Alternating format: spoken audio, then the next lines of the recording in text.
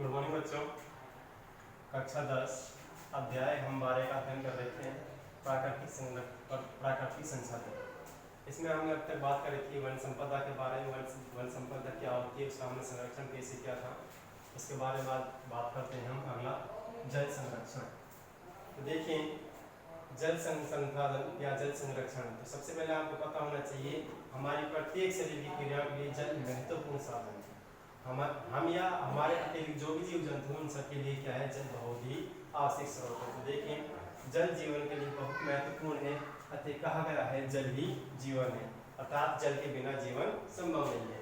हमारी पृथ्वी पर लगभग 70% जल पाया जाता है तथा इस जल का मात्र 2.5% भाग ही ऐसा है जिसे मानव प्रजाति अपने लिए उपयोग में लेती है तथा संपूर्ण जल का लगभग 97.5% भाग ऐसा है जो लवणीय है, यानी कि खारा जल है, जो मानव प्रजाति के काम में नहीं आता है तथा लवणीय होने के कारण ये हमारे लिए अनुपयोगी है, हम इसका उपयोग नहीं कर सकते हैं।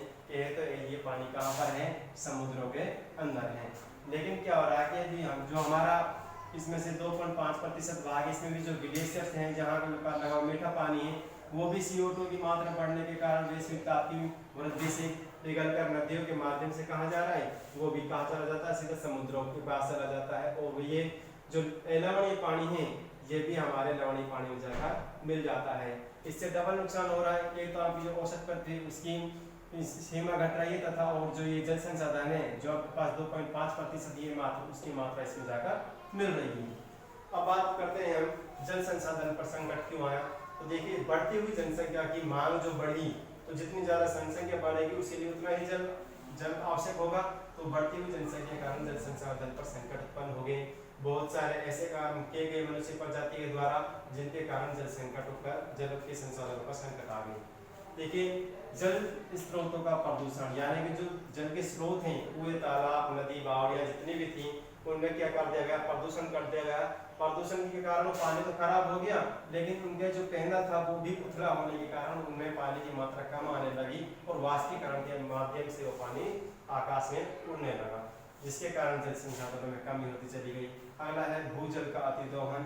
अब देखिए, ये जो प्राकृतिक स्रोत थे ये तो खत्म कर दिए मनुष्य ने अपने क्रियाकलापों के माध्यम से। उसके बाद मनुष्य ने कुएं खोदने के बाद उस पानी को बाहर निकाला। लेकिन जब कुओं का पानी भी सूखता चला गया, उसके बाद बोरवेल के माध्यम से मनुष्य प्रजाति के माध्यम से वो पानी भी खींच लिया और उसका अत्यधिक मात्रा में दोहन कर लिया। तो आज लगभग 1000 से 1500 फुट बोरवेल कराने तक भी पानी जमीन के अंदर नहीं मिलता है। तो ये क्या है, जल पर संकट आ रहा है। उसके बाद आता है जल की आर्थिक मांग। अब जल की आर्थिक मांग क्या, जैसे फैक्ट्रियों में बहुत बड़ी मात्रा में जल की आवश्यकता होती है। अब वहाँ पर बड़ी मात्रा में जल को उपयोग तो कर लिया जाता है, लेकिन उपयोग करने के बाद उसको सीधे ही कहाँ पर छोड़ दिया जाता है, नदी नालों में छोड़ दिया जाता है, जिससे वहाँ का पानी जो शुद्ध था वो तो अशुद्ध होगा ही। लेकिन जो यहाँ से पानी निकला, इनका अर्थ तो ये होना चाहिए कि इस पानी को उपयोग लेने के बाद इसको क्या करना चाहिए, पुनर्चक्रित करना चाहिए। अगला आता है मानसून की अनिश्चितता। अब देखिए, जो वन संपदा थी हमारी, उसको हमने काट कर क्या कर दिया, नष्ट कर दिया।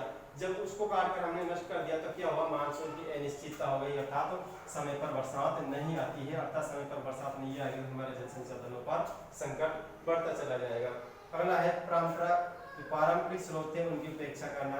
जो हमारे परंपरागत रूप से चले आ रहे थे स्रोत, उनकी हम उपेक्षा करते हैं। जो पहले नदी बावड़ियां बनी हुई थी उनकी हम संरक्षण नहीं करते, उनको संरक्षण प्रदान नहीं करते हैं, उनको साफ सफाई न करते। अर्थात इन सब कारणों से क्या हुआ, जल के ऊपर संकट आ गया और मनुष्य प्रजाति के लिए पानी की किल्लत होती चली गई। अगला आता है जल संरक्षण एवं प्रबंधन के सिद्धांत।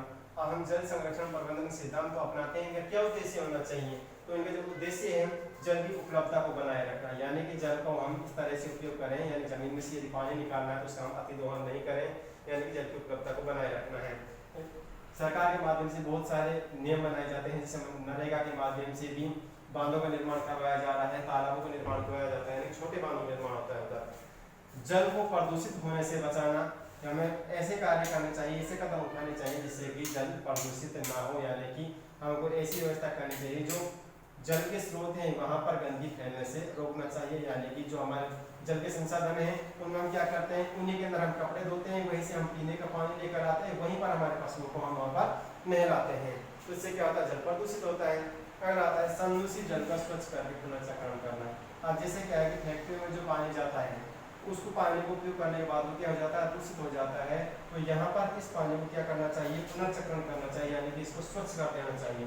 आजकल ऐसे प्लांट लगाए जा रहे हैं फिल्ट्रेशन के या निस्यंदन के प्लांट लगाए जाते हैं जिनको जल को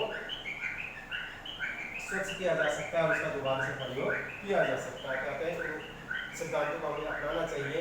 इन सिद्धांतों को हम अपनाएंगे तो जल के संकट से दोबारा से उभरा जा सकता है। अगला आता है जल संरक्षण प्रबंधन के उपाय। हमें ऐसे कौन कौन से उपाय करने चाहिए कि जल का हम संरक्षित कर सकें, उसको बचा सकें। लेकिन घरेलू उपयोग में जल की बर्बादी को रोकना, तो सबसे पहला काम आता है जो सबसे अहम है, जो घर में हम जो जल का दुरुपयोग करते हैं उसको कम करना चाहिए। भूजल का अतिदोहन नहीं करना चाहिए, जो हम मिट्टी से पानी को निकाल रहे जमीन से उसका हमको अतिदोहन नहीं करना चाहिए। अगला है जल को प्रदूषित होने से बचाना चाहिए, यानी जल को प्रदूषित होने से बचाएं। नदी नालों के आसपास या जो प्राकृतिक स्रोत है वहाँ पर प्रदूषित यानी कि कूड़े करकट को न डालें। अगला सिंचाई फव्वारा और ड्रिप सिस्टम के माध्यम से की जानी चाहिए। जो खेतों में जो लगभग 70% से अधिक जो पानी की बर्बादी होती है वो सिंचाई के माध्यम से ही होती है, यानी कि वहाँ पर पानी खुला छोड़ दिया जाता है और अपनी मनमानी से पानी चलता है। तो ऐसी तकनीकों को छोड़कर सिंचाई कैसे करनी चाहिए, या तो फव्वारा सिस्टम से करनी चाहिए या फिर ड्रिप सिस्टम से करनी चाहिए। अगला है समाकलित जल संरक्षण प्रबंधन, ये एक वैज्ञानिक तरीका है जल को संरक्षित करने का। अगला है वर्षा जल संरक्षण, यानी कि जो वर्षा के जल को उसको हमको संग्रहण करना चाहिए। इसके अलग अलग तरीके हैं जिनके बारे में हम कल विस्तार पूर्वक अध्ययन करेंगे। आज के लिए आप धन्यवाद।